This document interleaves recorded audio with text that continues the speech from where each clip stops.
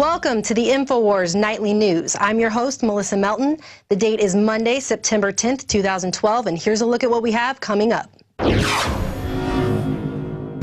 Tonight, Melissa Melton sits down with Lenore Skenazy of FreeRangekids.com to explore why some people believe letting your kids play outside by themselves is a crime. Then, our government is hoarding ammunition like it's planning for war, but a man can't even buy a few boxes of ammo without being investigated by local police. Plus, we break down the real unemployment numbers and massive censorship at CNN is brought to light. All this and more coming up on the Infowars Nightly News.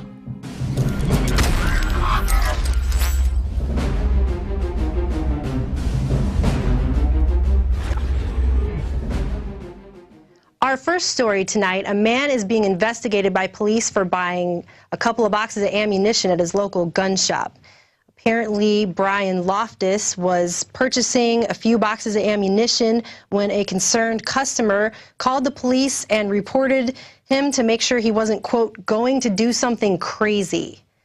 After police left Brian Loftus's residence, he put up this video on YouTube. As someone that has sworn an oath to defend the Constitution like I have, and these officers have, they have to wonder, you know, how many people are they going to call? They're going to call their brother-in-law next time he goes to buy some ammunition? Or their brother or sister or son? I mean, where does it end? We're supposedly in a free country, and I've committed no crime and have no record. And, you know, I shoot that amount of ammunition on a good weekend at the range, so why are they calling me to make sure that I'm not going to do something crazy? So this is just one more example of how Americans are being intimidated out of using their Second Amendment rights. You can't even go into a gun store and buy a few boxes of ammunition without somebody tattling on you to the police that you might do something crazy. However, your government can buy billions of bullets, spend your money to do it, black out the information on the purchase orders, and then never even tell you why. So you're not supposed to suspect your government when it buys billions of bullets. That's not a terrorist act. You're supposed to suspect the guy down the street when he buys a couple of boxes for shooting off at a firing range. And this just goes to show you how they're trying to perpetuate this idea that we're all terrorists, every single one of us. And that actually goes into our next story. The FBI has begun installation of a $1 billion face recognition software across America that will apparently archive and accumulate information about each and every American at a cost of $1 billion. The Next Generation Identification Program is implementing this intelligence database in unidentified locales across the country, and the mission is to reduce terrorist and criminal activities.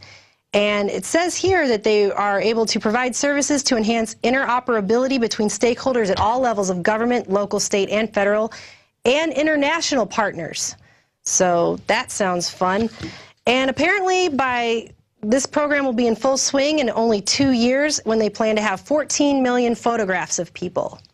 So they're going to be having 14 million photographs in this giant police state grid, and they're going to be sharing that everywhere, local, state, federal, and all across the world. So the government wants to perpetuate this idea that anybody can be a terrorist, we're all terrorists, when if you actually look behind it at the real truth, every single terrorist attack has pretty much been perpetuated by our government. So if anything, they're the terrorists, not us. And people are starting to wake up to this fact. And that actually takes us into our next story here. President of Italy's Supreme Court to refer 9/11 crimes to International Criminal Court. Ferdinando Impassimato is the honorary president of the Supreme Court of Italy, but he's also a member of Lawyers for 9/11 Truth. And he has now stated publicly that he believes that 9/11 is a false flag terror attack, and he's announced officially that he's going to recommend it to the International Criminal Court to hold a criminal trial on 9/11. And he states in here that former head of Italian counterintelligence, former Italian prime ministers, and Italian judges have all admitted that terrorist attacks in Italy and other European countries in the 50s were carried out with NATO and the help of the Pentagon and CIA, and he believes that 9/11 was, again, one of those attacks. And so he's going to go ahead and turn that in. And I think that's a good on all of us. Everybody who said 9/11 was an inside job, all of us who have been pioneering for truth on this, who didn't take the official story at its word, who knew there was something more to it, who knew that Building 7 didn't just blow itself up. This is a victory right here. He's going to take this to International Criminal Court, and I hope we get at least some semblance of justice. Judge Impassamato is just the latest in a string of high-profile people in high government positions to come forward and openly admit on record that they believe that 9/11 was an inside job. And you know, with the anniversary of 9/11 coming up tomorrow, the mainstream media is just going to continue to sell you this idea, as they have for the last 10 years, that there's terrorists hiding under every rock, that we all need to live in fear constantly every day, that the TSA needs to grope our children at the airport, and that we can't leave our house without being afraid that another terrorist might attack us, even though we know on record that our government funds Al-Qaeda. And basically the bottom line is this was a false flag attack. It was orchestrated by our government, the whole entire war on terror, just to strip us of our rights and freedoms so that they can preemptively attack other countries for empire building. So now we're going to move on to a special report from Aaron Dykes, who traveled to Germany, the birthplace of the Illuminati. And the amount of symbolism embedded in that society will astound you. We go now to that report.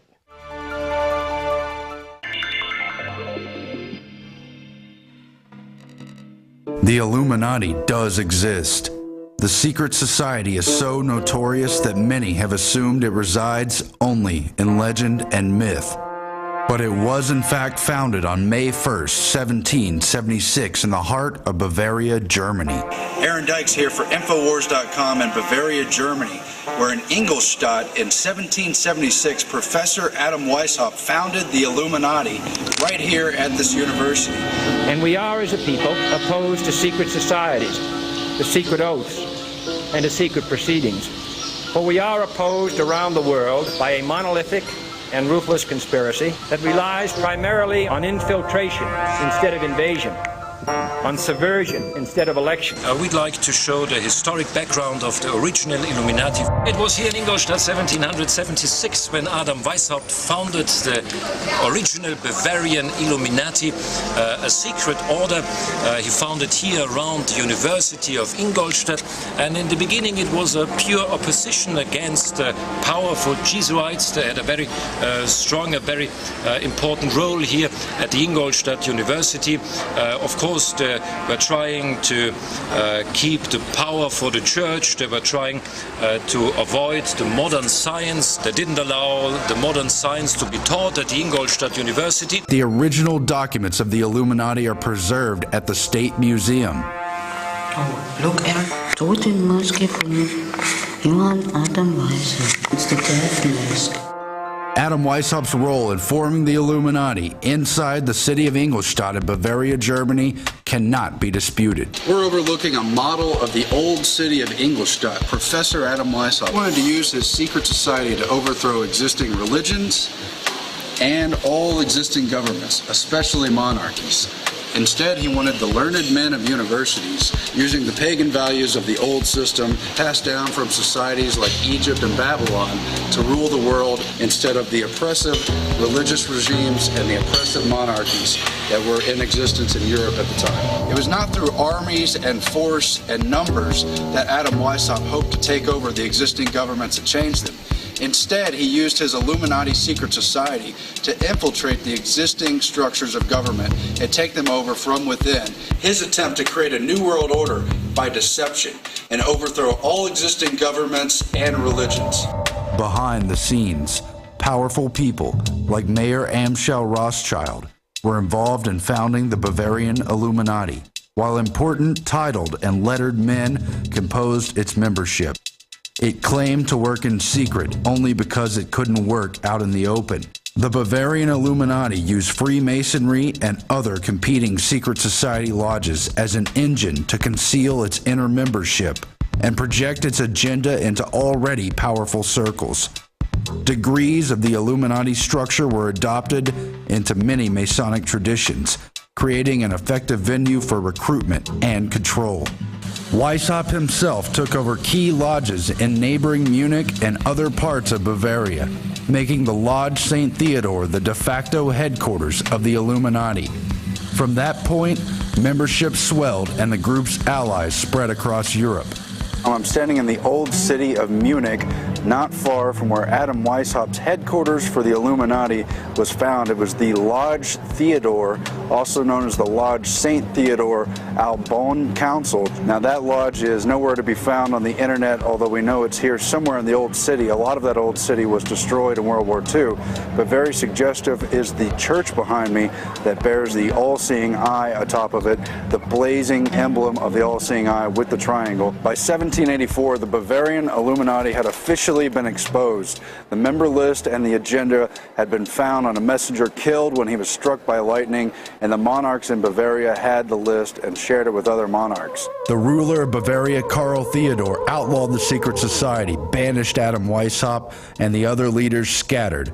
Weishaupt himself avoided persecution under the protection to the end of his life by fellow Illuminist Duke Ernst of Saxe-Coburg-Gotha. Second in command to the Illuminati, Adolf Freiherr von Carnegie ostensibly disbanded the group known internally as those whose name had been cursed by posterity. The Illuminati was officially over in 1785, and Carnegie stepped down from his position.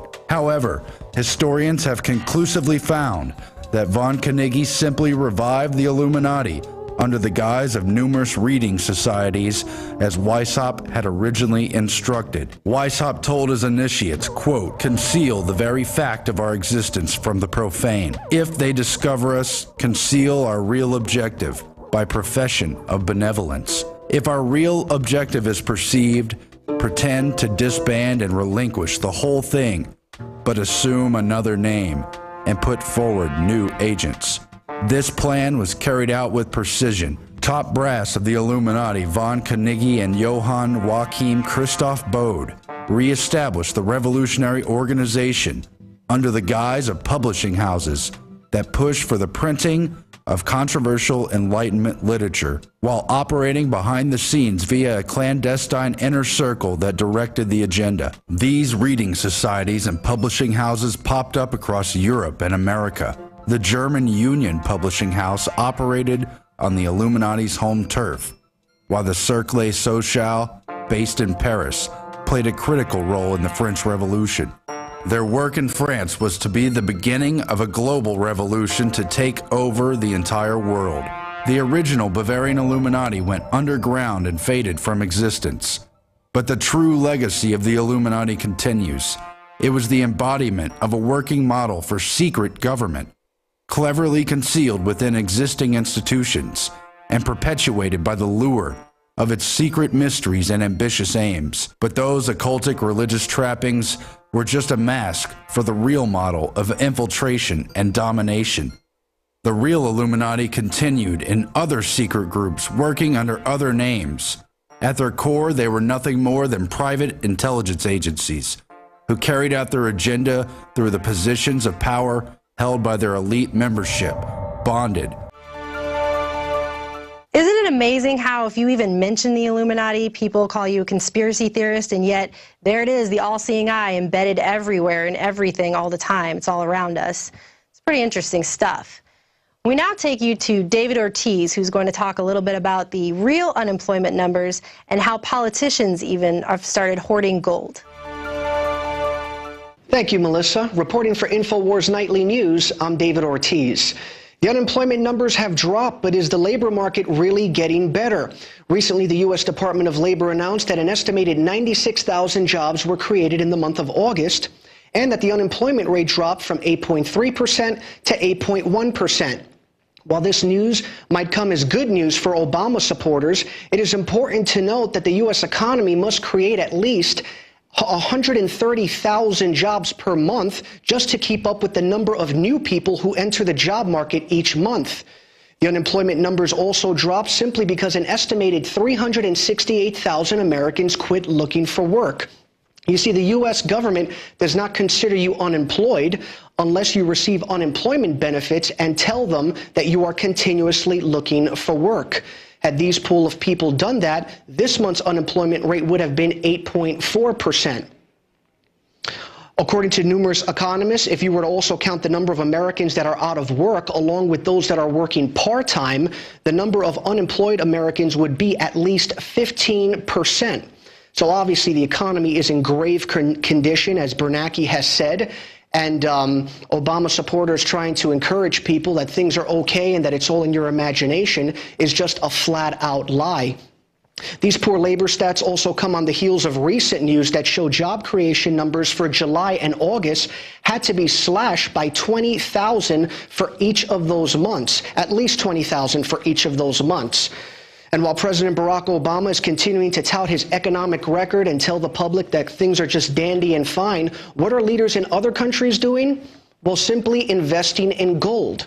Several media outlets report that Russian President Vladimir Putin is diversifying his country's assets out of dollars and euros and purchasing an estimated $500 million worth of gold each month. That's $500 million. Currently, 9% of Russia's reserves are held in gold, but that number is certain to increase.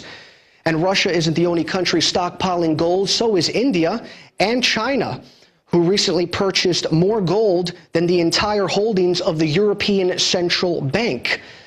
Here in the United States, gold is selling at over $1,700 an ounce, which is an increase of over $100 an ounce over the past few weeks.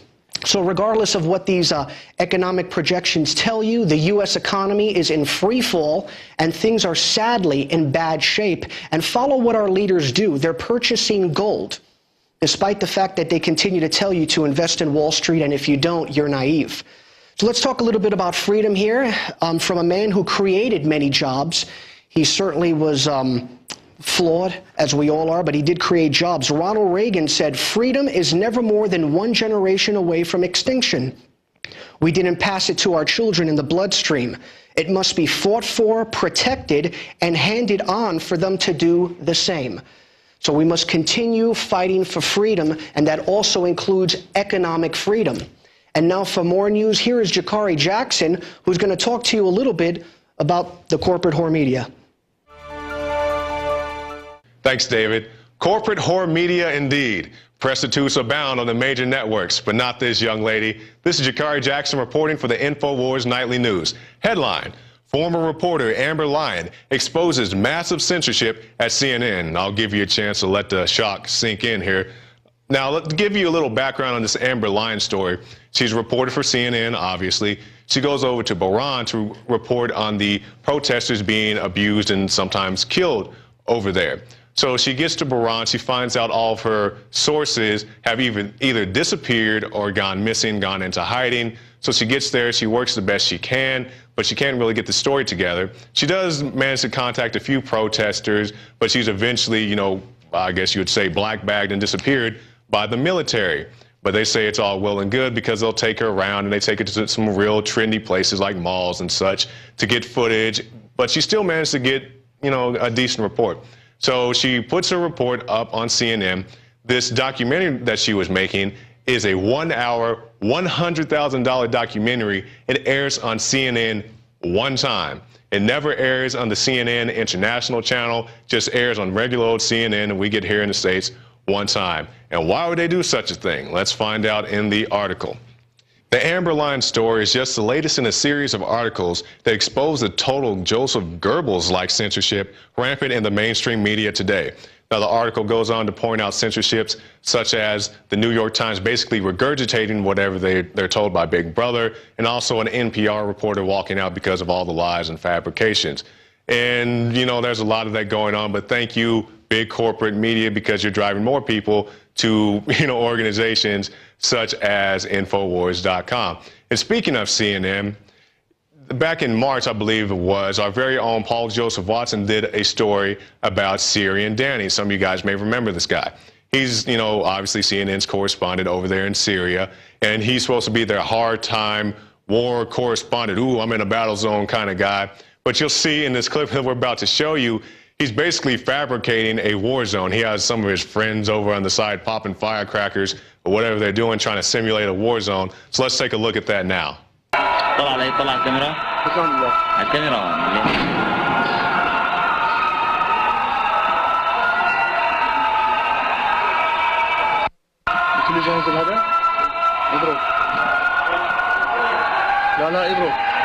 Okay, so we see there freedom in the press. Indeed, I guess freedom of the press also includes the freedom to make up the news. You see the guy hopping out the coffin like the Thriller and a bunch of other shenanigans, but hey, I guess that's how they like to do at CNN. Now we'll go now here to a quote from Amber Lyon. It's not the quote of the day, but as far as I'm concerned, it's just as good. I saw firsthand that these regime claims were lies, and I couldn't believe CNN was making me put what I knew to be government lies into my reporting, quote, Amber Lynn. So there you go, Amber Lynn herself, CNN reporter, not a troll, not a plant, somebody who actually worked at CNN, saying, hey, there's, something going on here. Let's continue with the article. In the segment, Lyon interviewed activists as they explicitly described their torture at the hands of the government forces, while family members recounted their relatives' abrupt disappearances. She spoke with government officials justifying the imprisonment of activists. Ms. Lyon actually spoke with somebody who justified her imprisonment, Ms. Lyon's imprisonment. Ms. Lyon and her crew were filming, and they were contacted by government, I don't know if you call them government officials, but guys who come up, they pull up in military vehicles with machine guns, helicopters, black masks. I'm not making this up. This is in her own report. They take her and her crew down to the holding area. They sweat them down for 6 hours or so. Then they release them. But they erase all the footage that they had on them at the time. But the government says, hey, it's no big deal. You don't need that real footage. We'll take you out tomorrow and we'll take you to the mall and wherever else so you can shoot, picnics and all this stuff and not show anything that's real. So, hey, that's Big Brother at its finest, and they'll take care of you over there in Bahrain. Let's continue with the article. And the segment featured harrowing video footage of regime forces shooting unarmed demonstrators, along with the massive arrests of peaceful protesters. In sum, the early 2011 CNN segment on Bahrain presented one of the starkest reports to date of the brutal repression embraced by the U.S.-backed regime. The U.S.-backed regime. Because I guarantee you, if this wasn't U.S.-backed, somebody from CNN would still be over there reporting what's really going on today.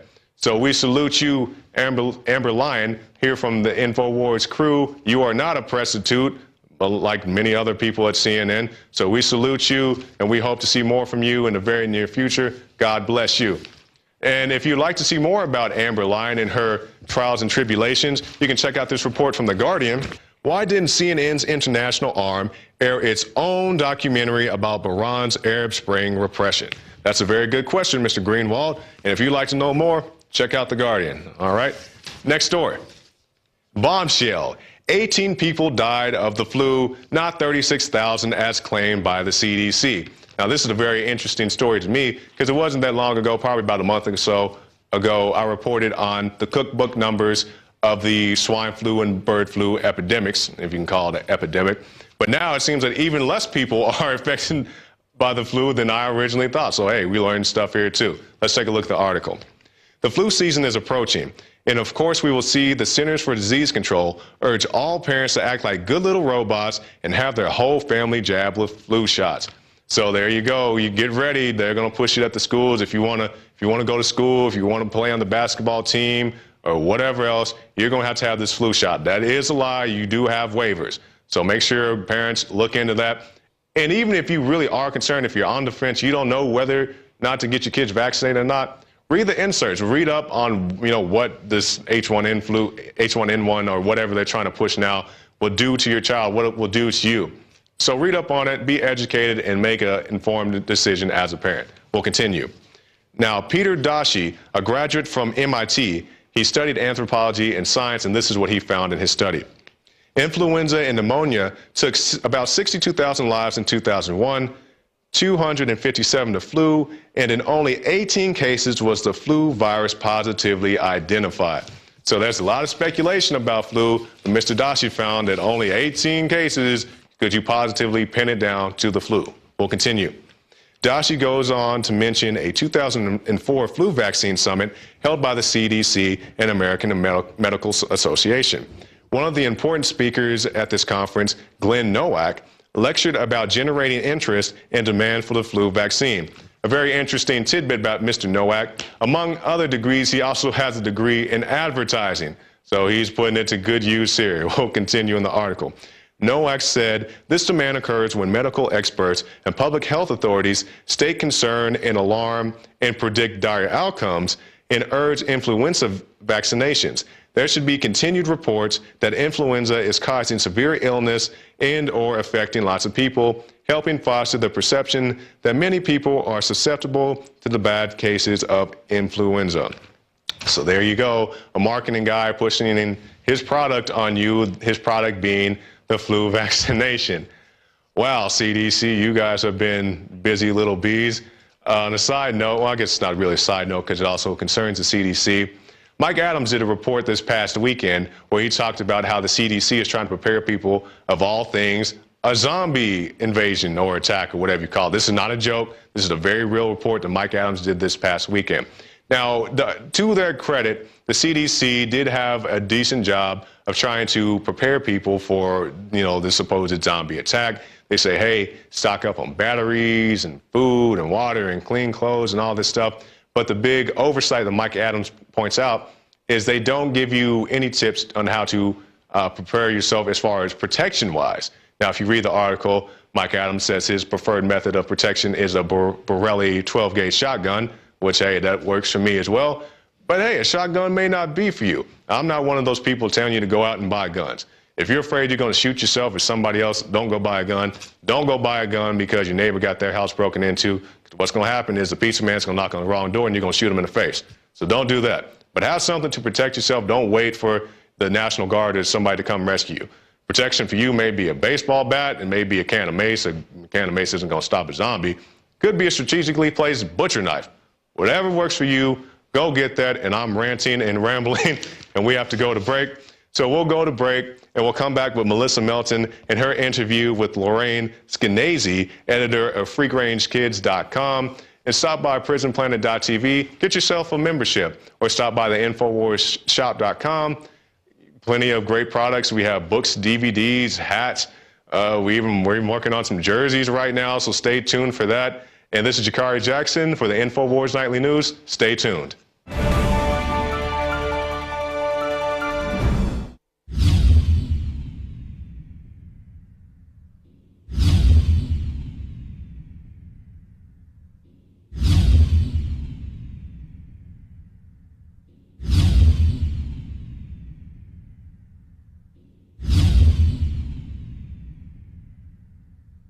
Alex Jones here with a message to fellow freedom lovers. The prognosis for the entire planetary economic system runs from bad to worse. The globalist model is to shut down societies and starve patriots out until they acquiesce to the global takeover. That's why we've assembled the most vital and important preparedness items at InfoWarsShop.com. These are items that I did research on, that I personally use. We've got the life straw, so you can turn fetid water into safe water anywhere you go. The K-Tor hand crank generator to charge up key equipment during power outages or out in the field. Strategic Relocation, 3rd edition by Joel Skousen. When Disaster Strikes by Matthew Stein. ThyroSafe, used by Homeland Security to protect yourself during any radiological event. Hand crank shortwave AM/FM radios. Everything that we've researched and found to be the best is available at InfoWarsShop.com, and your purchase makes our InfoWar possible. We're getting prepared. Are you? InfoWarsShop.com.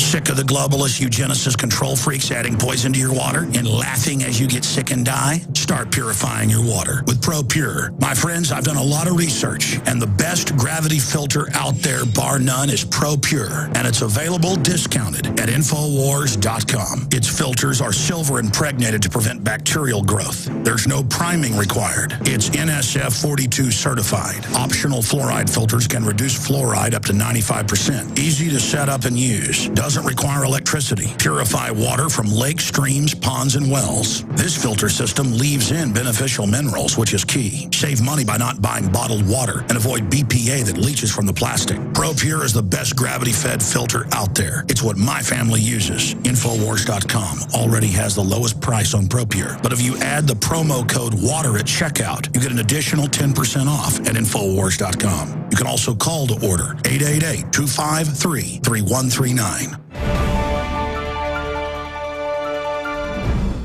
Welcome back to Infowars Nightly News. I'm Melissa Melton. And, you know, we're creating a society of perpetual fear. And it extends to all levels, right down to our children. When we can't even allow them to play outside in our own front yard by themselves without having to worry that our neighbors might call CPS on us for neglect because we aren't there supervising their every move. And with more on this, we're going to turn to Lenore Skenazy, founder of FreeRangekids.com, who actually dared to allow her own son to ride the subway all by himself.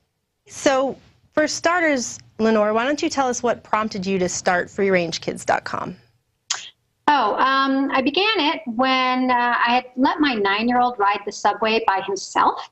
And I'm a newspaper reporter, so I wrote a little column about it explaining that I thought he was ready for it. I trusted him in the big world. I didn't think that he was going to be kidnapped. I didn't give him a cell phone. And once that article ran, I was immediately in the public eye being castigated as America's worst mom because I hadn't worried enough. And wouldn't I have felt terrible if something bad happened to him? Yes. So I started my blog that weekend after the whole story blew up to explain I love safety. I believe in helmets and car seats and mouth guards when they're playing football. I just don't believe they need a security detail every time they leave the home. And that's been a radical assumption for the last 4 years that has just brought me to you. The idea that I really think that you can trust the world and you can trust your kids in it.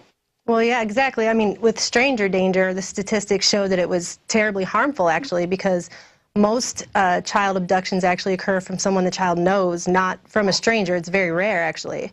Stranger abductions are the rarest of crimes, and they say that over 90% of the crimes against children are committed by people they know, people that they're close to. So when we're telling kids to beware of strangers and actually locking them inside with, God forbid, their rotten relatives, I mean, it's almost like we've gotten it completely wrong. But people somehow feel compelled to distrust the outside world. The crime rate now is lower than when most of today's parents were playing outside. It's lower than it was, FBI statistics, than the 70s, 80s, or 90s.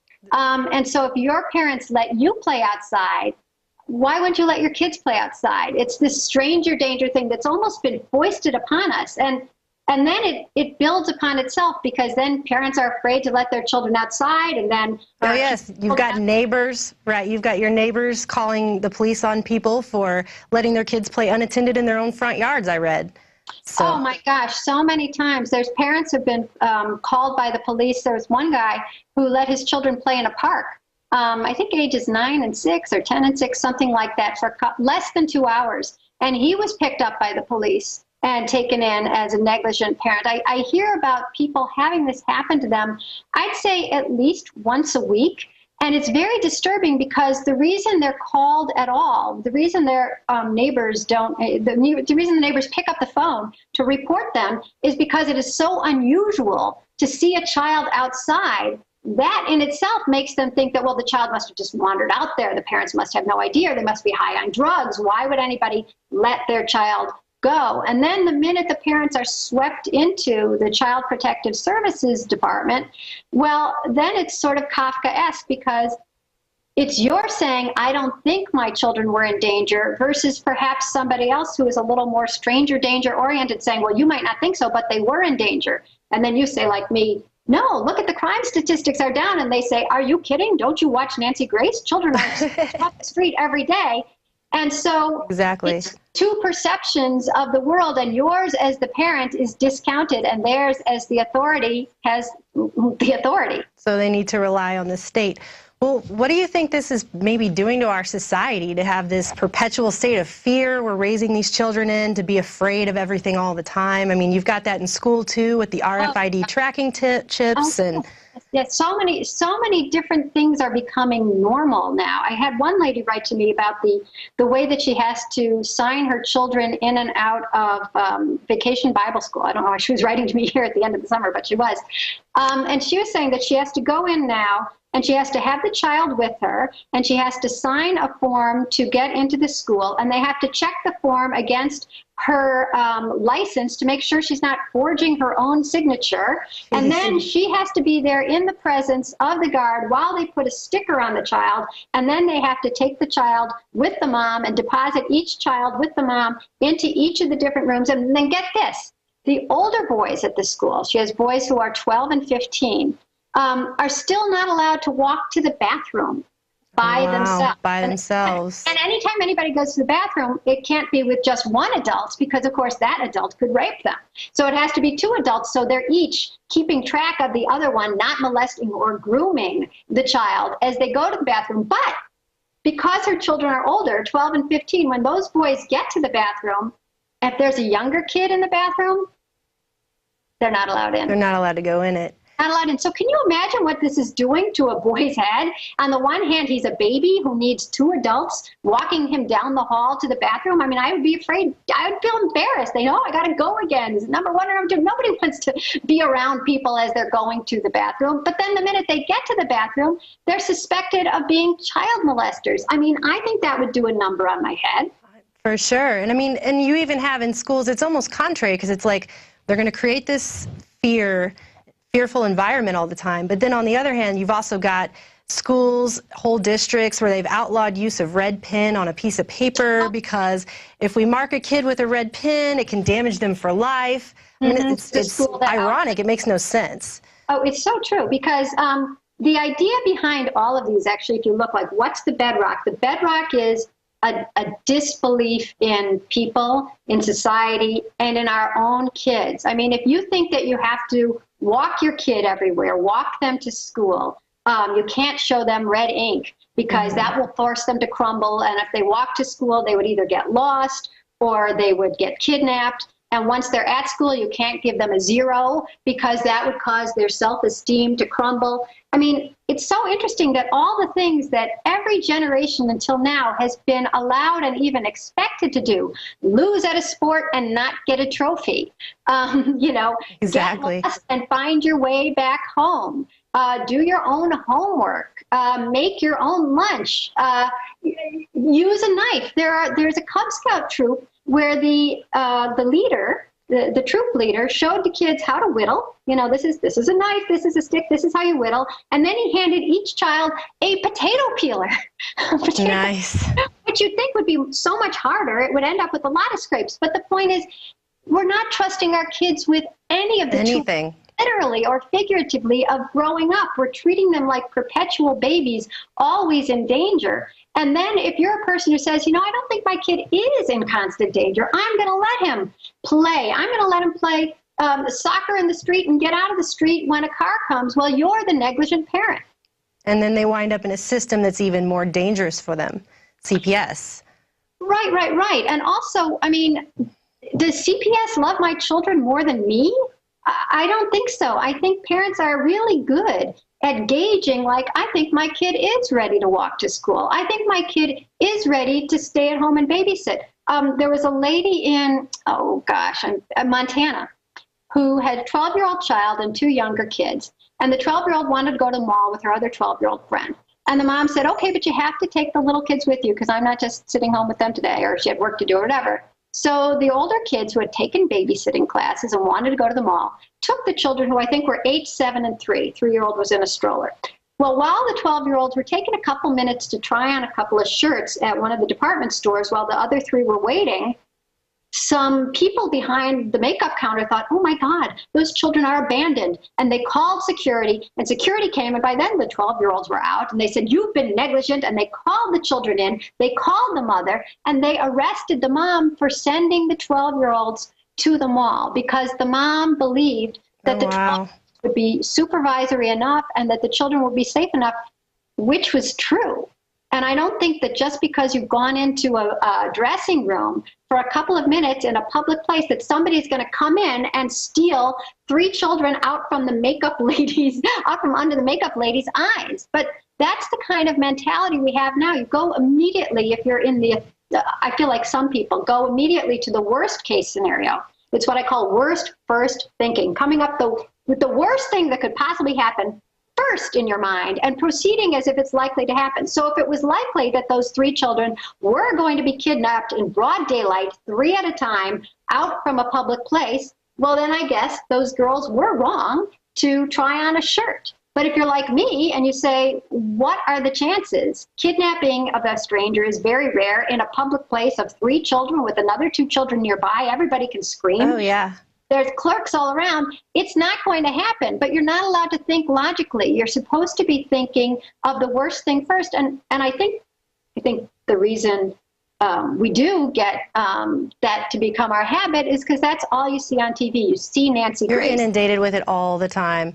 Exactly. I mean, I've been ostracized before in a restaurant for letting my daughter, when she was like 11, go to the bathroom by herself. And I could see the bathroom door from the table I was sitting at. And I had an elderly woman come up to me and say, aren't you worried that something bad is going to happen to her in the bathroom? And I'm thinking, I can see the door from here, And then my daughter was concerned because of her saying that. So she's taking on that fear, and it just multiplies.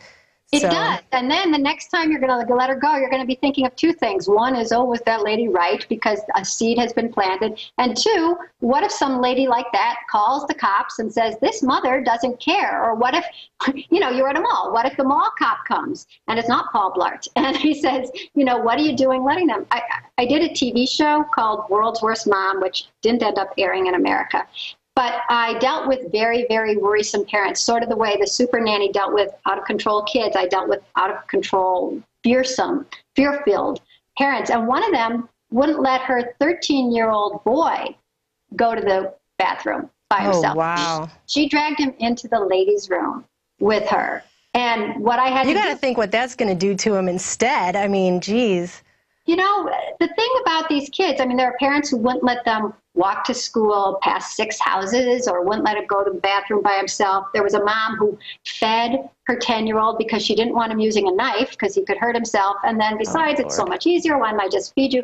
And the thing about those kids is I'm not sure they're going to be permanently damaged. At some point, they will go off to college or their life and they will cut their food and they will go to the bathroom and mom won't be there. The thing is that while they're growing up that way, they don't want to upset their mom. They realize their mom is very worried for them. So they sort of live in enforced captivity. And what's sad about our society is how much every day we add to that captivity and say it's for the sake of our children. Of our safety, exactly. I think it's for the sake of our nerves, but I don't think it's for the sake of our children.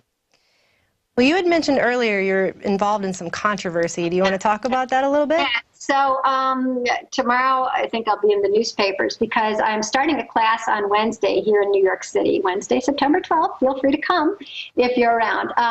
It's a new class. It's in Central Park. It's for children ages 8 to 18, and it's called I Won't Supervise Your Kids. And that's it. They gather together at one spot, and I say hi to them, and I have them introduce each other. And I collect checks from their parents for $350 because this is a very valuable class.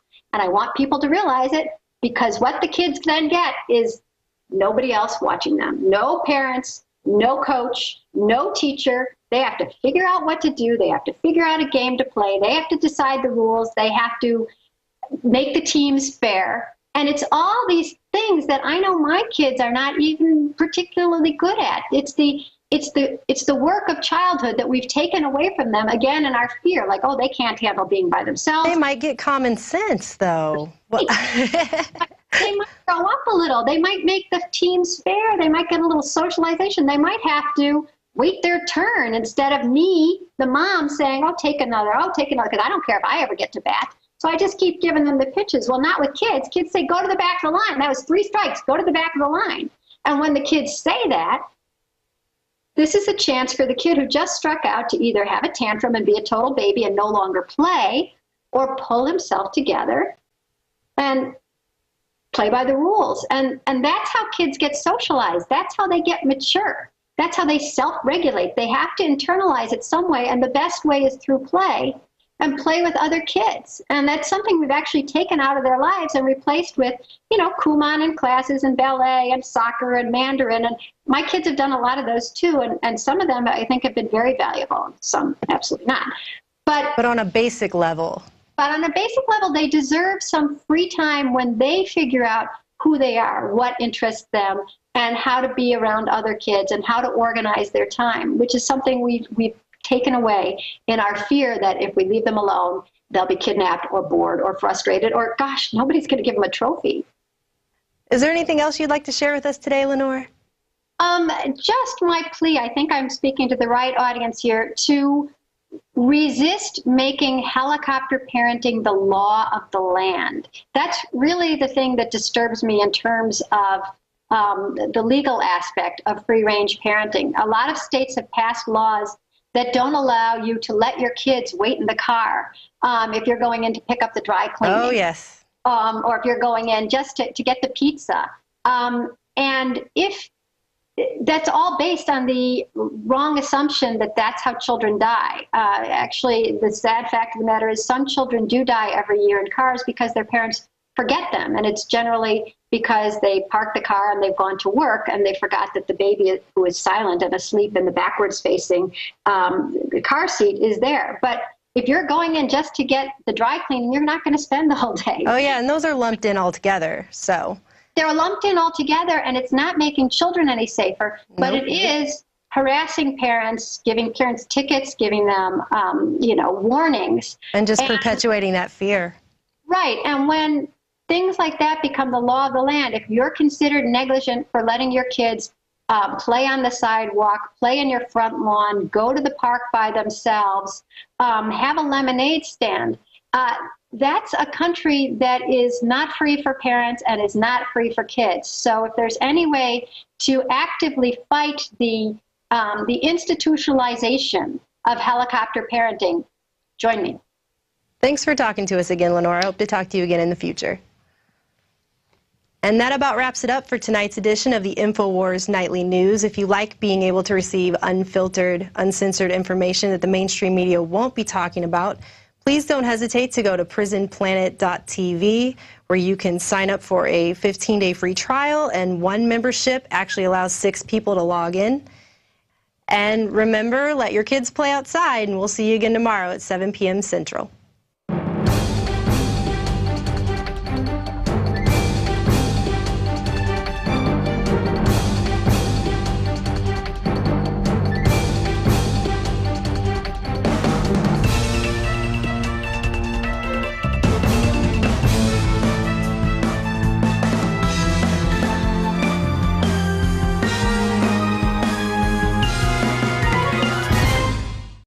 Who knew that Building 7 didn't just blow itself up. This is a victory right here. He's going to take this to International Criminal Court, and I hope we get at least some semblance of justice. Judge Impassamato is just the latest in a string of high-profile people in high government positions to come forward and openly admit on record that they believe that 9/11 was an inside job. And you know, with the anniversary of 9/11 coming up tomorrow, the mainstream media is just going to continue to sell you this idea, as they have for the last 10 years, that there's terrorists hiding under every rock, that we all need to live in fear constantly every day, that the TSA needs to grope our children at the airport, and that we can't leave our house without being afraid that another terrorist might attack us, even though we know on record that our government funds Al-Qaeda. And basically, the bottom line is this was a false flag attack. It was orchestrated by our government, the whole entire war on terror, just to strip us of our rights and freedoms so that they can preemptively attack other countries for empire building. So now we're going to move on to a special report from Aaron Dykes, who traveled to Germany, the birthplace of the Illuminati. And the amount of symbolism embedded in that society will astound you. We go now to that report.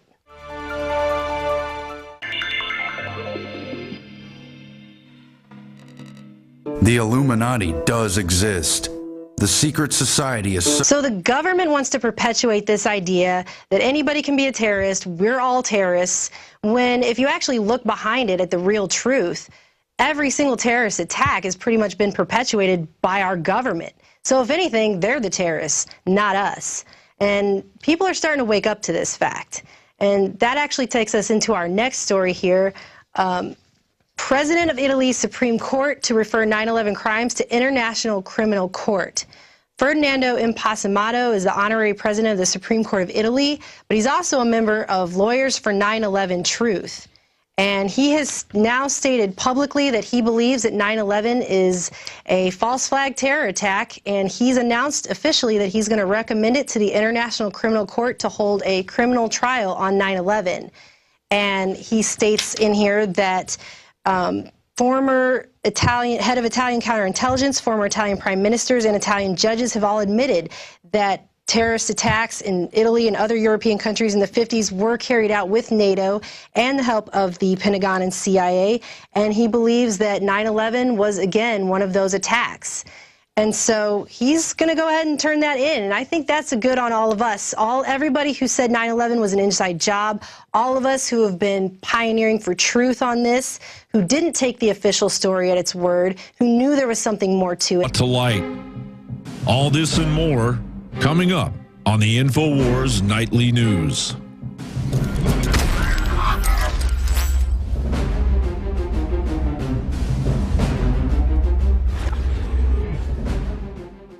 Our first story tonight, a man is being investigated by police for buying a couple of boxes of ammunition at his local gun shop. Apparently, Brian Loftus was purchasing a few boxes of ammunition when a concerned customer called the police and reported him to make sure he wasn't, quote, going to do something crazy. After police left Brian Loftus's residence, he put up this video on YouTube. As someone that has sworn an oath to defend the Constitution like I have, and these officers have, they have to wonder, you know, how many people are they going to call? They're going to call their brother-in-law next time he goes to buy some ammunition? Or their brother or sister or son? I mean, where does it end? We're supposedly in a free country, and I've committed no crime and have no record. And, you know, I shoot that amount of ammunition on a good weekend at the range, so why are they calling me to make sure that I'm not going to do something crazy? So this is just one more example of how Americans are being intimidated out of using their Second Amendment rights. You can't even go into a gun store and buy a few boxes of ammunition without somebody tattling on you to the police that you might do something crazy. However, your government can buy billions of bullets, spend your money to do it, black out the information on the purchase orders, and then never even tell you why. So you're not supposed to suspect your government when it buys billions of bullets. That's not a terrorist act. You're supposed to suspect the guy down the street when he buys a couple of boxes for shooting off at a firing range. And this just goes to show you how they're trying to perpetuate this idea that we're all terrorists, every single one of us. And that actually goes into our next story. The FBI has begun installation of a $1 billion face recognition software across America that will apparently archive and accumulate information about each and every American at a cost of $1 billion.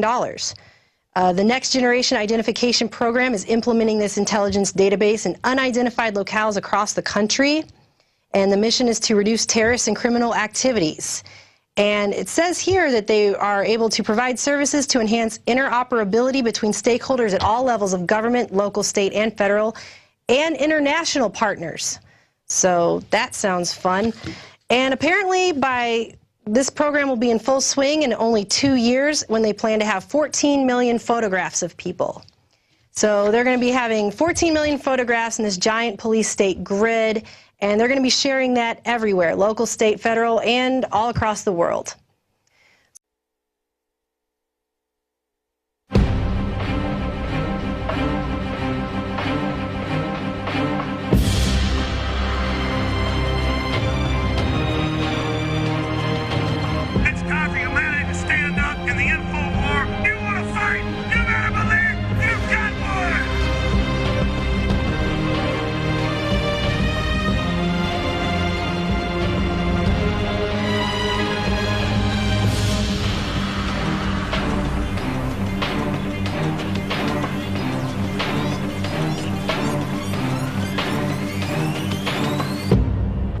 Welcome to the Infowars Nightly News. I'm your host, Melissa Melton.